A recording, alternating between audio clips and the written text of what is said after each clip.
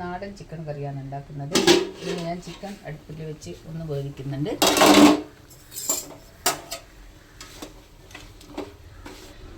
കുറച്ച് തേങ്ങ ഞാൻ പെരിഞ്ജീരകം, ഏലക്ക, പട്ട ഇവ ചേർത്ത് വറുത്ത് വെച്ചതാണ്. ഇതിലോട്ട് ഞാൻ കുക്കറിൽ വെളുത്തുള്ളി, ഇഞ്ചി, പച്ചമുളക്, തക്കാളി ഇവയൊന്ന് വേവിച്ചെടുത്തിട്ടുണ്ട്. ഒറ്റ വിസിലിന് വേവിച്ചതാണ്. ഇതൊരു കുറച്ച് ചേർത്ത് കൊടുക്കുന്നുണ്ട് ഇതിനൊരു കട്ടിക്ക്. ബാക്കി ഞാൻ ഈ ചിക്കൻ കറിയിലേക്ക് ചേർത്ത് കൊടുക്കും.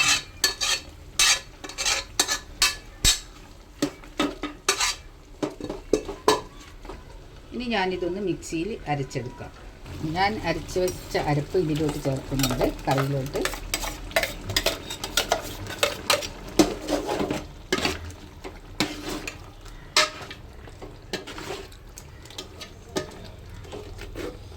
ഇതിലോട്ട് കുറച്ചുകൂടെ വെള്ളം ചേർക്കണം.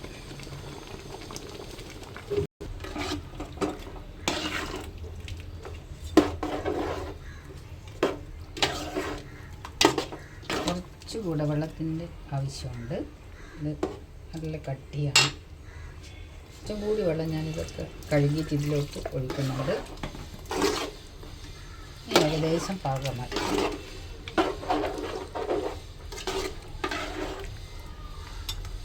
നല്ല നാടൻ വറുത്തച്ച ചിക്കൻ കറിയാണ്.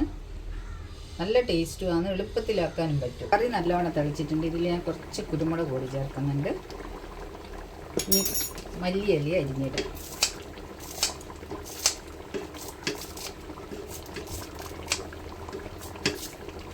ഇനി നമുക്കിത് എടുത്ത് താളിക്കാം. ഞാൻ ഇതിലോട്ട് ലേശം പശുവിന് ഒഴിച്ച് കൊടുക്കുന്നുണ്ട്. ഇതിലാണ് ചിക്കൻ താളിച്ചാൽ നല്ലൊരു ടേസ്റ്റ് കിട്ടുക.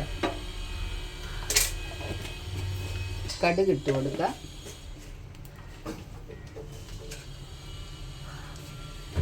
കായമുളക്,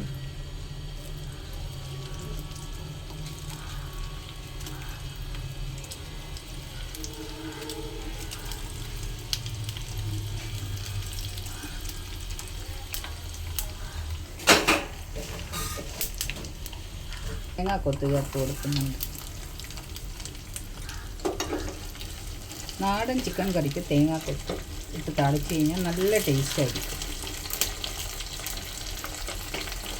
ഇനി ഞാൻ കറിവേപ്പില ഇട്ട് കൊടുക്കുന്നുണ്ട്. ഇതിലേക്ക് ഒഴിച്ച് കൊടുക്കാം.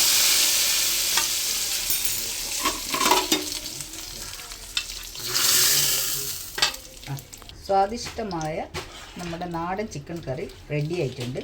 എല്ലാവരും ഒന്ന് ട്രൈ ചെയ്ത് നോക്കണം.